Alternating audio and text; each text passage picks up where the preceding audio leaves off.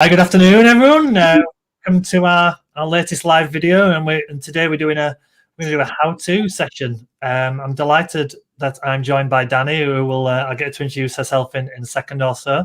But we're going to look at boosting the success of your social media advertising.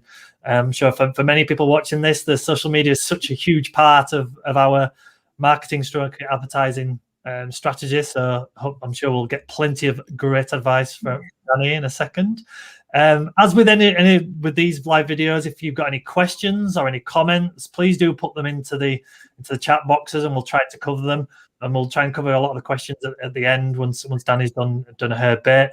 I know a number of people will watch this as well on demand. So if you are, again, please feel free to put the comments into the box, because Danny can cover them off later with you, I'm sure, to help, and we'll mention the contact details at the end as well. So any questions, welcome. We'd love to hear that. So enough of me. I will hand it over to you, Danny, to just introduce yourself and talk about the session. Then we'll go from there. Yep. Thank you very much for inviting me along, firstly. So yeah, as Michael said, I'm Danny Johnson, and I work here at Expand. I've recently just been promoted to digital marketing manager, so very happy about that. But yeah, my focus here is social media and strategy. So in terms of everything that you would do on social media, and there's a lot. So I am going to go through some basics about how to boost the success of your social media advertising. There is so much, like seriously, trying to cram this into 45 minutes was intense, and I'm still worried that I might not. So I'll try and get through, but there is so much more, obviously. So just making a point that it could go on a lot longer, and there is a lot more. So these are just, it is an overview. So I'll get started. So did you know in the last year there has been a 40% rise in the number of people using social media on a daily basis? Now, a lot of this is to do with COVID, obviously, and businesses and people being forced to become more digital and more online and present in the online world. If you think of people in the older generation, where like grandparents and things have been forced to actually use social media to purchase things that they may not have used before. It wasn't as easy just to pop out to the local store. Things like Amazon and stuff like that, obviously we've seen a huge rise in that. So it's just something good before we actually get started to consider. So in this session, I'll cover why you should actually consider running paid social campaigns, some of the most common mistakes made with social ads and how to combat them. A few recommendations. Like I said, there is so many and I could keep going and going, but I've tried to just limit it to a few big ones. And I've just picked out a couple of great brand examples, and we're just going to run through why they are working and why they're good. So who am I? So I have 16 years experience in recruitment, sales and marketing. Bit of a varied background, to be honest. Kind of left school after sixth form, not really knowing what I wanted to do. Fell into recruitment and sales, and recently, last couple of years, moved into the digital agency world here at Expand. So I've worked in healthcare, education, retail and industrial sectors, so pretty wide experience across them. I was previously trained by LinkedIn's sales team, so actually have had one-to-one sessions with the sales team on how to use LinkedIn and how to get the most out of it. So, really pleased to be able to say that I've had that opportunity. Not many do. And as I've said before, I'm responsible for social media strategy here at Expand. So you may have already seen previous webinars that we've run, or that Jags, he recently did a how-to event on here too, so you may have seen his, but just a quick overview about us here at Expand. We are a studio based in Saltaire in West Yorkshire. It's a lovely little village. We've got a bit of filming going on today, which is exciting, so it's all going off in Saltaire. We are a full service digital marketing agency, so we cover the wide range of the scale. So, and we'll go through a little bit more of that in a second. We are approaching our 14th year in business. Our birthday is coming up, which we're very excited about, but unfortunately not able to celebrate it as much as we'd love to due to obviously restrictions. But I'm sure we'll have a massive party when we're allowed in the future, if Jag allows it. So here at Expand, we use a process, a model called Solar 7. And basically, this is how we work with our clients in terms of the digital side of things and marketing. So there's 7 stages to Solar 7, and talking quickly through each stage. Discovery is stage 1. This is where we will kind of sit down with a client, find out exactly what their goals are, their objectives, really dig into them as a business, what all their mission is, vision, values, things like that. The whole kind of discovery, basically. Then we will go into stage 2, and this is where we kind of dig into the detail. So the team here will do assessments on all the different areas. We'll really kind of find out what the competitors are up to and any kind of opportunities that we can put in front of the client. And then we deliver it in a roadmap with critical success factors where we kind of say to the client, these are the things we've identified, this is what you need to do. And these 3 things are critical in order to achieve these objectives. So it's quite a detailed process, and it works across like a roadmap, like I say, across the 12 months and then continuing. And then stage 3 is brand and content, because of course that is at the heart of everything that we do with marketing. If you have no content and you have no brand, then there's no point, basically. Then we move out to the website, because websites are obviously still the core of the business. There is an argument that social media is almost getting as big, if not will be taking over website, which is a scary thought, but it is a possibility, or at least working alongside them even more so than they are already. The stage 5 are all the different elements of digital marketing that you could potentially use as a business. So we dig into all of these areas. And the idea is that all of these work together to complement each other. Then, of course, we review and measure, because without that, how would we ever know what's working and what's not? And then number 7, the final stage, is return on investment. So the results. So why should you consider running paid social campaigns? So raising brand awareness, targeting capabilities, drive traffic to your website, and ROI. These 4 are kind of the top. There are so many different reasons why you should, but the biggest one, I suppose, would be the targeting capabilities. You obviously, with organic social media, there is a limit to what you can reach, how many people you can reach and who you can reach. The targeting capabilities on these platforms are amazing. Like, you can literally drill down to find people who drive a car, who don't drive a car, who where they live, what job title they do, what they're responsible for, what group. There's all sorts of different capabilities that you can use to target that customer that you can't necessarily, you can't do really with organic. So it's that's a really good reason to actually run one. You can drive the traffic to your website, so you can use different types of the adverts to actually pull traffic to your website. And of course, raising brand awareness, paying for it to actually just stretch out the reach of your brand, which is good for anybody starting out or new products. And return on investment. Advertising is a good return on investment. It does have, for what you put in, you will see a return. And as we've seen so much recently on social media, organic reach is dying.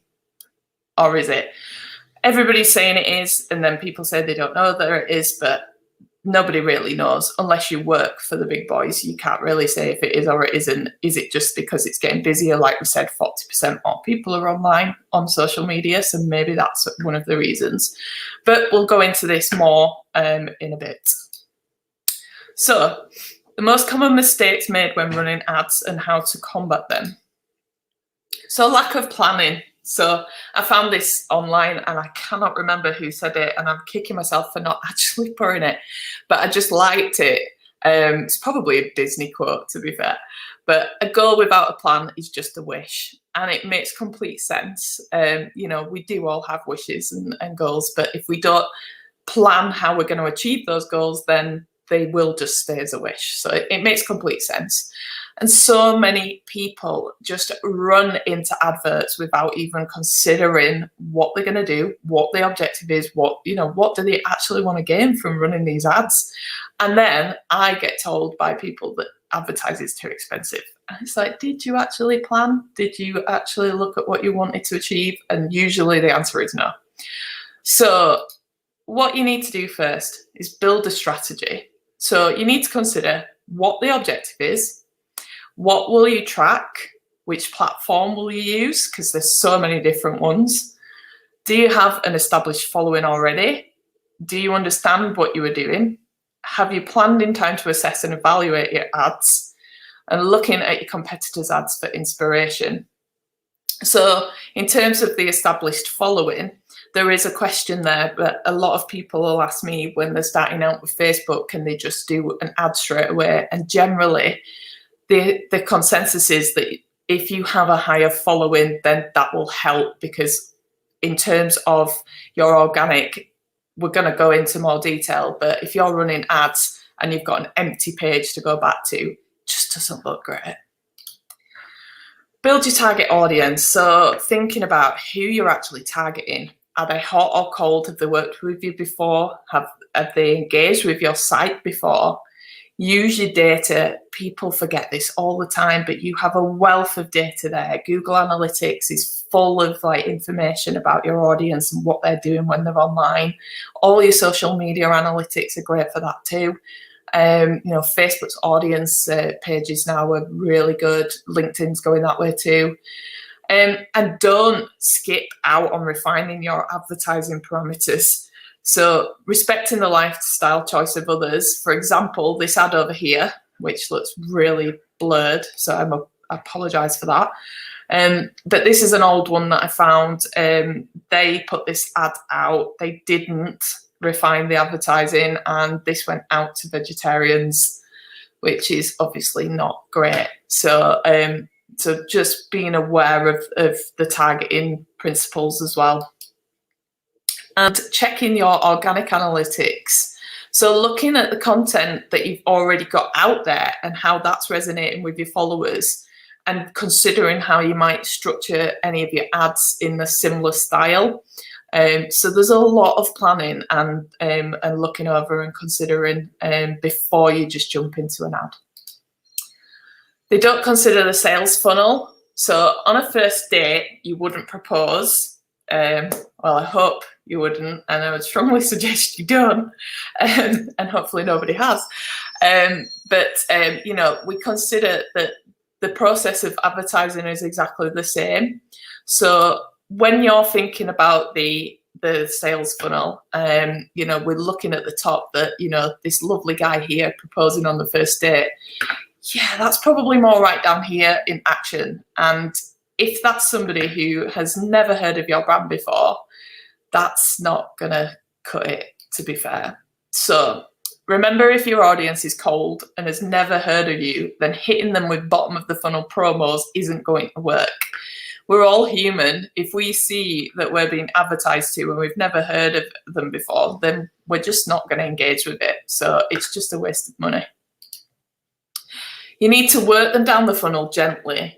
So by using awareness ads first, up at the top here, you can use things like company intro videos, product demos, testimonials, case studies, user-generated kind of content, which we're going to talk about a bit later.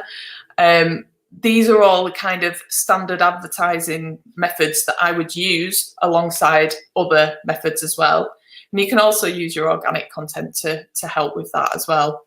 But yeah, having a good plan and considering the sales funnel is really a strong recommendation of mine. Quick tip on there as well, retargeting ads. They are great for reaching customers who have already interacted with your website, so technically like the warm customers.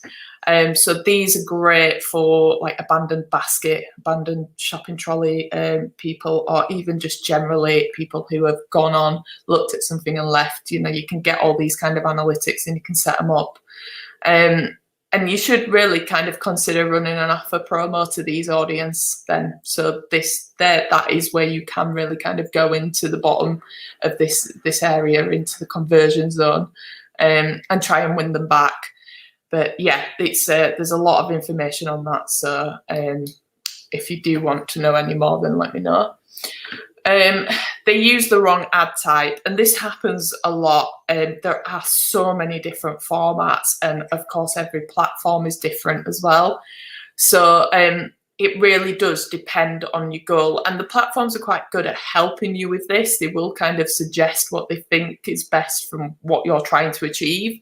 But yeah, just being mindful of what you want them to do in terms of choosing the ads, you know. So if you're wanting them to download something, you're wanting them to go somewhere, you want them just to watch something, you know, there are different versions. So it can be a minefield for someone who doesn't really understand the platforms. And it's just, you know, social media is changing. Every day there is something on there like updating, or new sites coming out, or new functions, or, you know, there's Bebo's coming back, or is it? Who knows? But, you know, there's so many different options on each of these platforms. So trying to be an expert in that as well as doing your normal job is difficult. And this is where I mentioned earlier about the cost becoming expensive, because people don't really understand it or plan it and just run for it. And then it can end up costing a lot of money because it's just not being run correctly. So several different options on each of the platforms. These include, so there is an extensive list, but these are kind of the main ones that cover all of the sites, the platforms. So there's the normal static image ad, which is literally just your pictures. Your video ads, carousel collection ads. So these work well if you've got a product and you want to show different versions of the product, or they kind of look a bit like a catalogue, like as they scroll along. They work really well in e-commerce, obviously, because they have like different versions of shopping. Story ads, so these are obviously more so for Instagram and Facebook. However, LinkedIn, you know, they do have the story ad, so who knows, that might be an option. Lead ads, so these are typically your form fill-in, or you know, something that results in you getting an email address. And a messenger ad, so these are your direct messaging through. So they are typically usually a bit more expensive, but they're more direct because they are conversational. So for example, if you are a business looking to build awareness of your new product, a video ad or story ad would be a good option, unless you were using a retargeting method to existing customers, and then you could maybe offer a free trial as a lead ad. So just an idea to think about there. A quick tip, be mindful of using video ads if your audience is mainly on mobile. So recently I saw where somebody had they'd recorded a lovely like "Who Are We" promo style video and put it out as an ad. But when people were viewing it on mobile, it was flicking up, and then it was just doing the little mini thing with all the white screen around the back. So it was really difficult for people to obviously even watch. So people just weren't engaging because, you know, no one would. Why would you? So to avoid this, you could use the square option in all your videos. So they will then adapt to any of the ad type that you're using. Obviously, that's not ideal if you're changing an ad or, you know, something like that. But it's just being aware of that, and it's something that could combat a major issue if you can just make it square. They don't consider the aesthetics. So people make up their minds within 90 seconds of their first interaction with a person or a product. And that's true of anything, whether it's seeing that on a screen or seeing it in person. About 62 to 90% base their assessment on colours alone, but smiling faces evoke positive feelings, which of course I'm sure we all know. If a stranger glances over and sends you a smile, it's natural to smile back.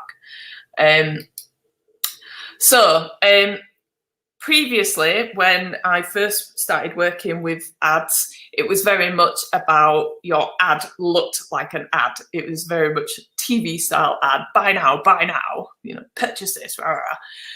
That has completely kind of gone now. And it is more about how the ad kind of blends into the feed and looks less like an ad. So a lot of people are still making the mistake that they're like pretty much like that car sales ad, buy now, come now, the Windows guy, for example, and their ads are looking a bit like that. So it's more about kind of blending into those natural surroundings of the newsfeed so that it doesn't look like an ad. So because people don't like being sold to, it's just a natural kind of human thing. We just don't. So if it doesn't look like you're being sold to, you're more likely to click. Considering how they'll stop the scroll. So, if your ad looks, boring and it doesn't stop the thumb scroll, then, that's a problem in itself. Your photo as well, considering if you're using a stock image, that's okay, but is it actually relevant to what your message is? And does it reflect the offer? Just a point here, one that I pulled here from he shared this one, and as I've put down there, 2 things to avoid: white space and the see more message. So you can see here that there is a lot of white space around this, and it's completely lost what was meant to be there in the middle. So just being mindful of that and how you can potentially adjust that advert to fill the screen as such. And the see more message has not appeared here, but they do advise that if you are having to get your customer to click before they engage, then that's a bit of a turn off. So if you can keep it to the 2 lines, that's ideal. They ignore the landing page. So this happens a lot. I see it a lot. So they'll put a lot of effort into designing these amazing looking ads, and then when you click on it, it takes you just to the home page, or it takes you to a completely irrelevant page to what the ad was talking about.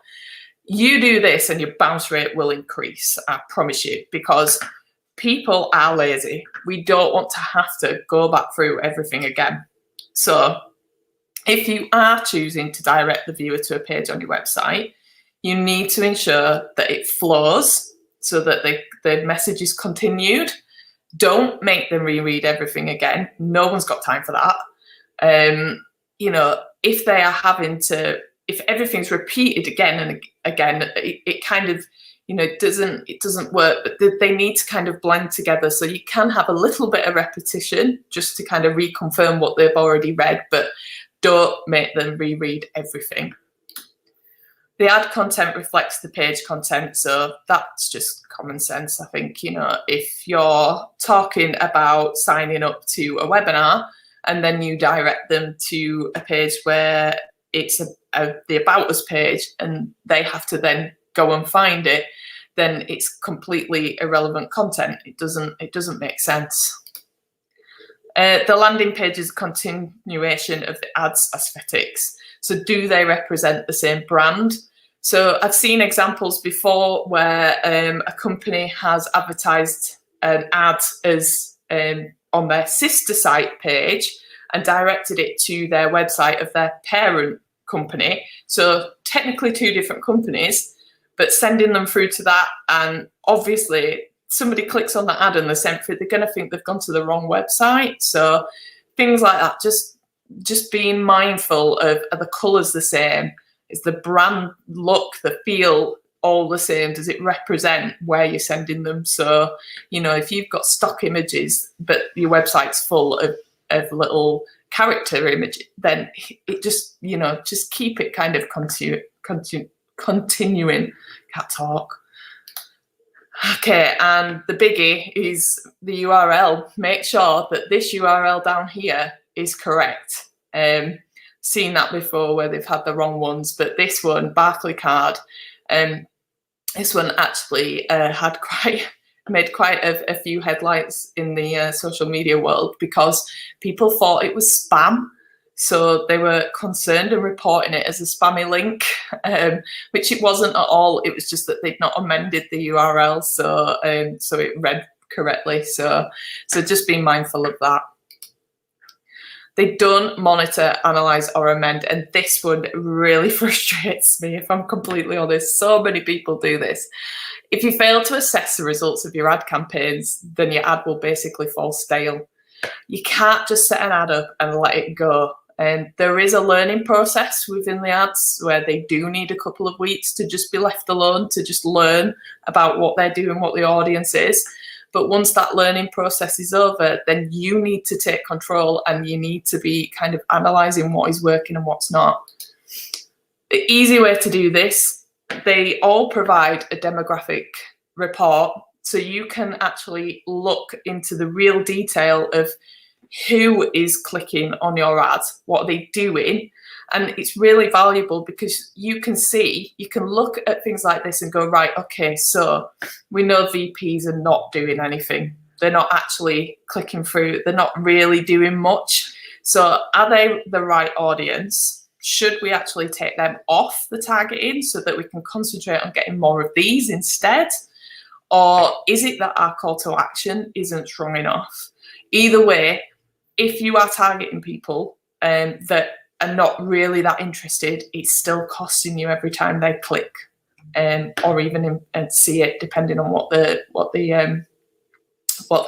target is.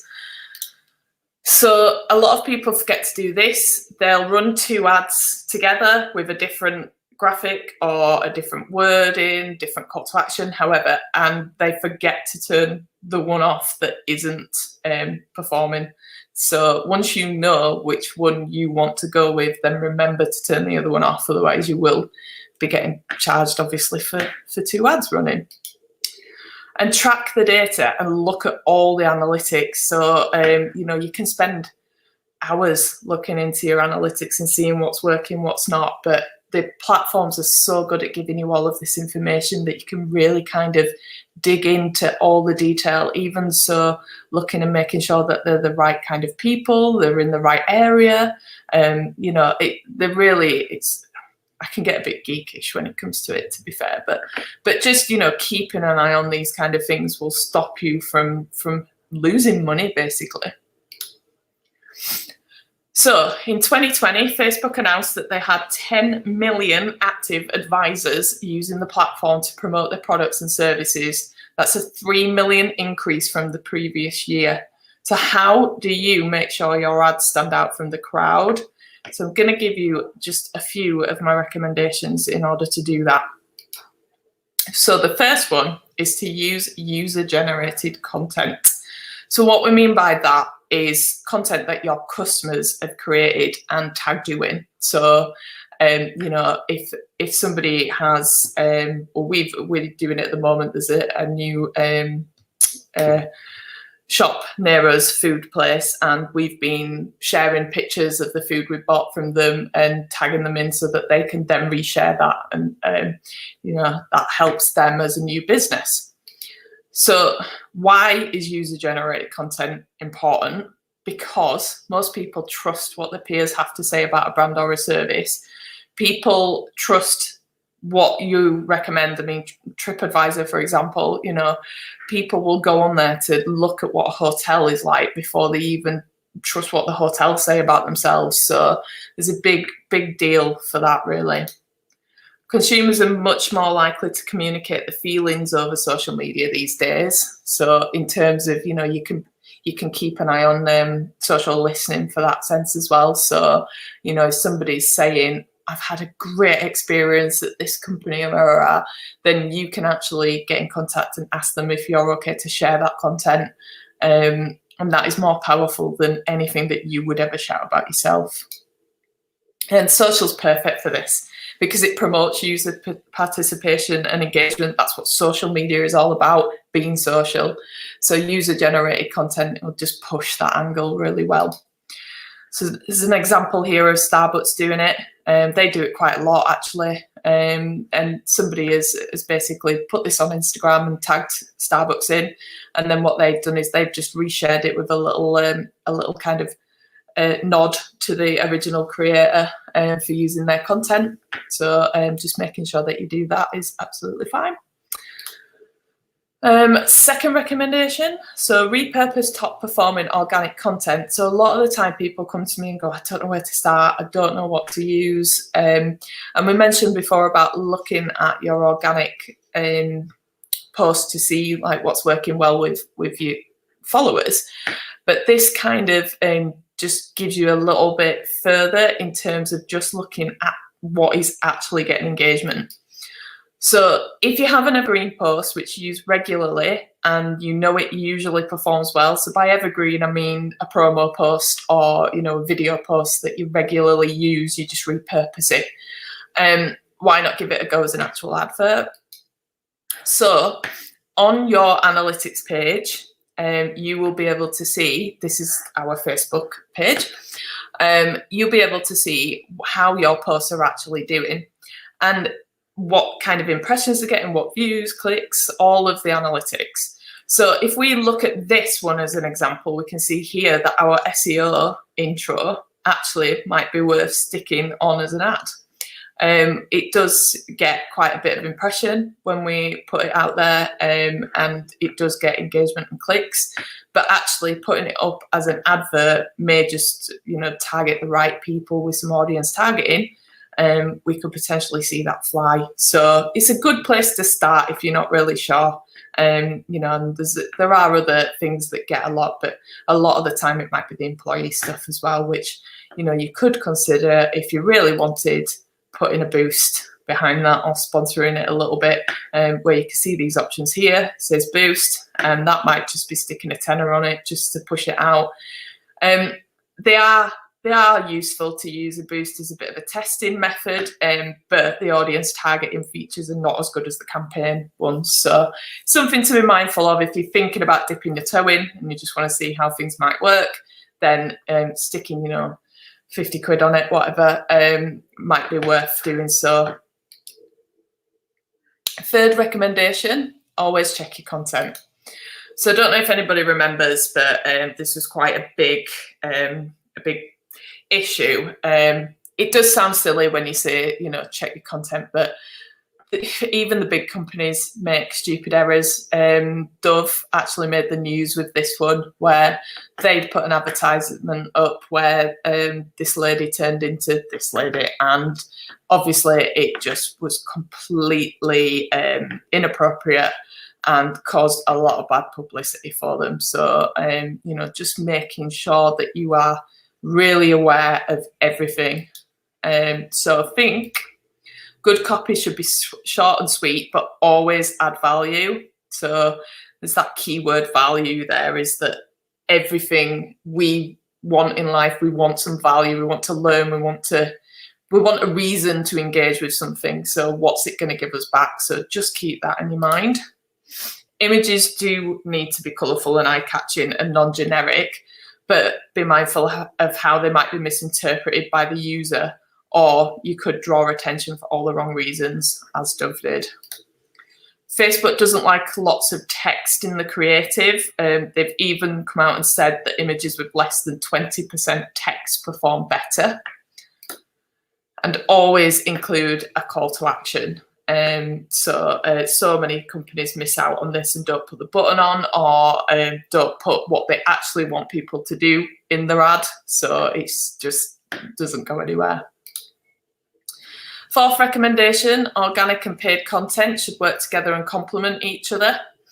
So yeah, going back to that organic reach being dead, nobody really knows, and you see people say it is, it isn't, and I've just taken the stance that, you know, there are things that you can do to make your organic better, and working together with your paid content is one of the ways that you can do that.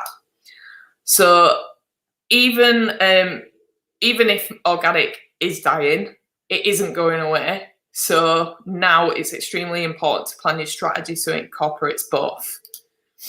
So here, I've just done a little example of how this can work together. So on the left side, we've got organic, which is brand awareness, customer service, relationship building. And then on paid, we've got reach a larger audience, target ideal customers, and drive leads and conversions. In the middle, where these overlap, we can gain new customers and followers, we can promote quality content, and we can research the target audience using both organic and paid working together. So there's a lot to be said from them working like that. So if you're paying for advertising but not backing up the advert with some credibility building from your followers, then you're missing a huge opportunity. So the only way that I could kind of think of an example would be like you posting out leaflets about your new shop opening up and like a promo to come to it, but then not having anything on the shelves when they actually come. So it is really important to have some content on your organic page when you are pushing out paid. So don't just ignore your organic and leave it, because it is really important that that is there. And generally that can be your top funnel awareness, and that can be where you're testing your content, you're testing what's working, and then that's what will lead you into your paid. Here's an example.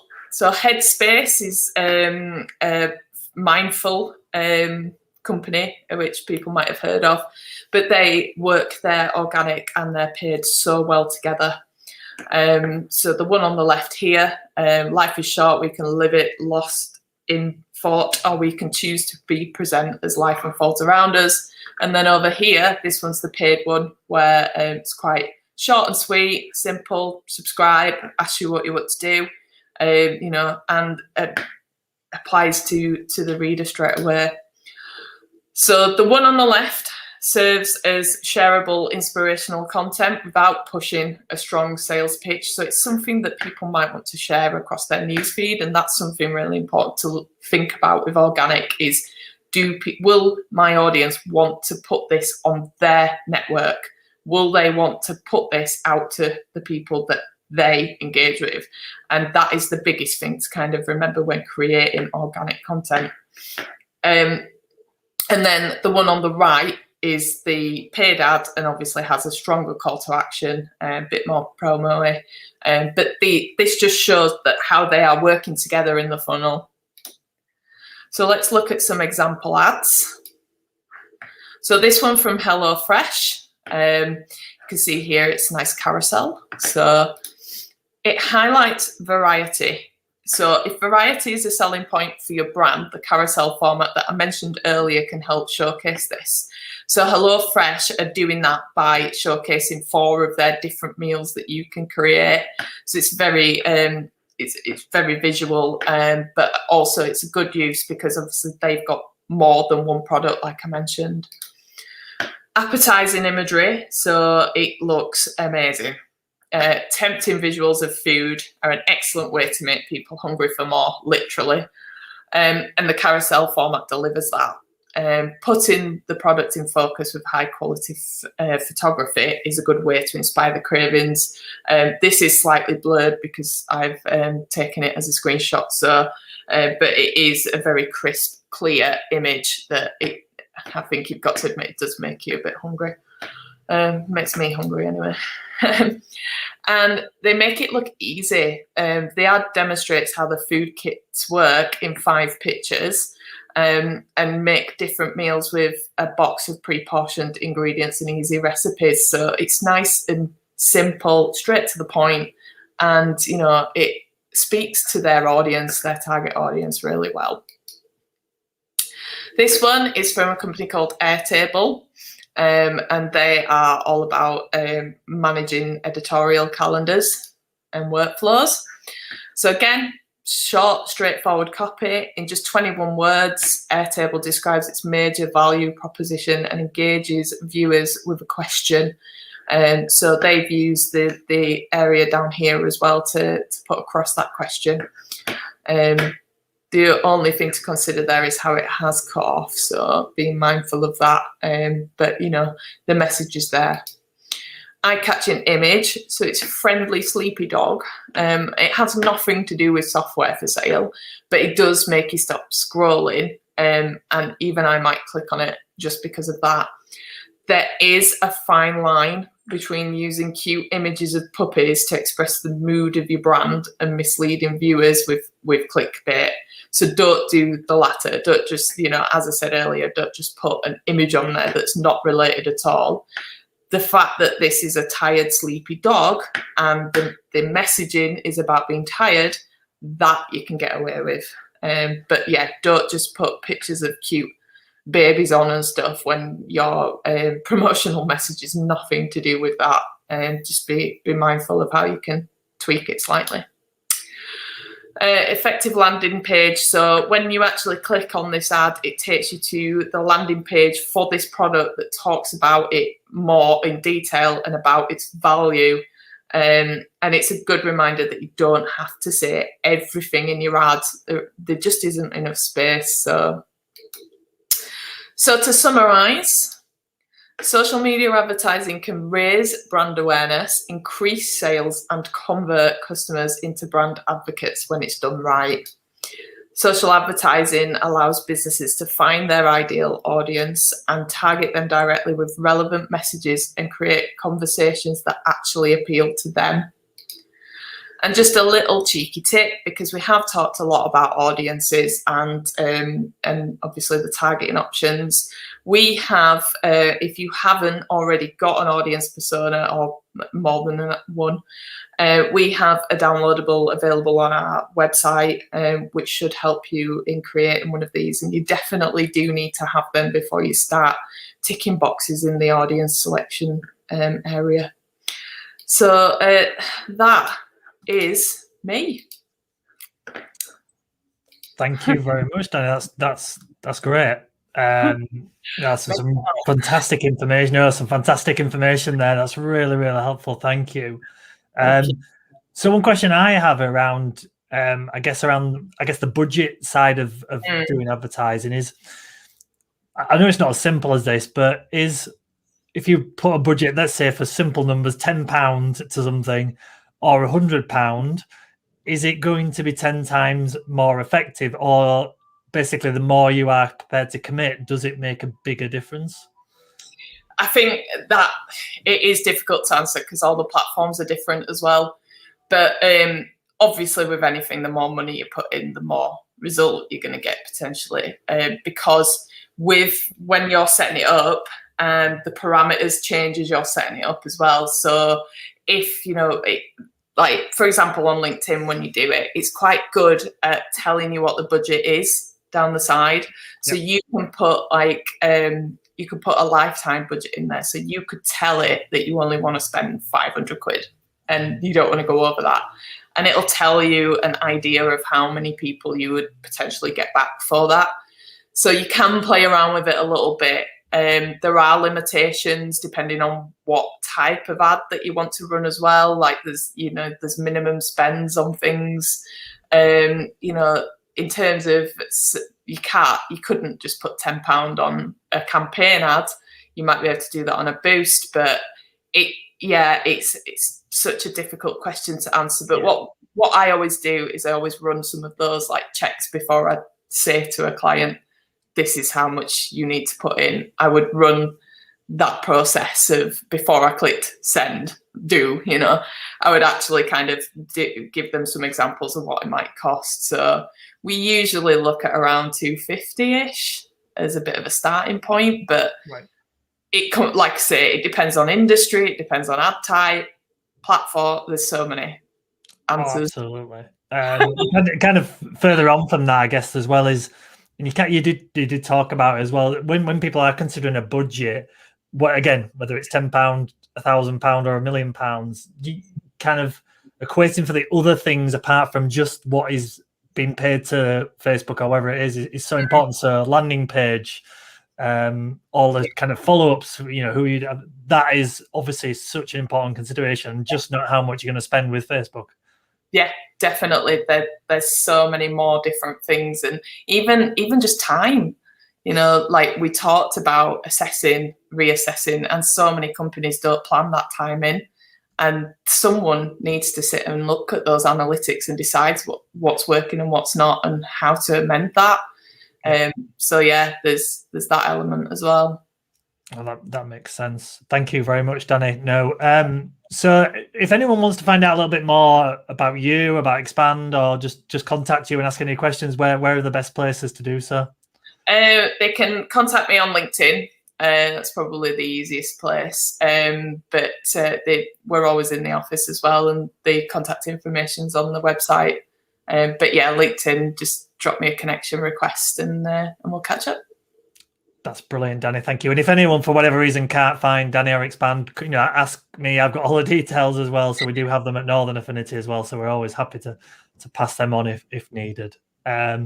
So yeah, just want to say thank you so much for your time, Danny, and for people who are watching live. If there's bits they want to catch up on later, we're gonna add it to our YouTube channel and our website over the next day or so. So that'll be available for people to pick up, and yeah, lots of fantastic information there. So thank you so much, Danny. Sorry, I try to cram it all in the time as well. Oh, I appreciate it's such a big area, yeah, and there's so many things. So to get that in, so you did well in 45 minutes to get that in. Thanks. No, well, thank you for having me. And if anyone does have any questions or they want to talk about how we might be able to help as well, we'd be happy to do so. Thank you very much, Danny. Thank you. All right. Thank you. Take care.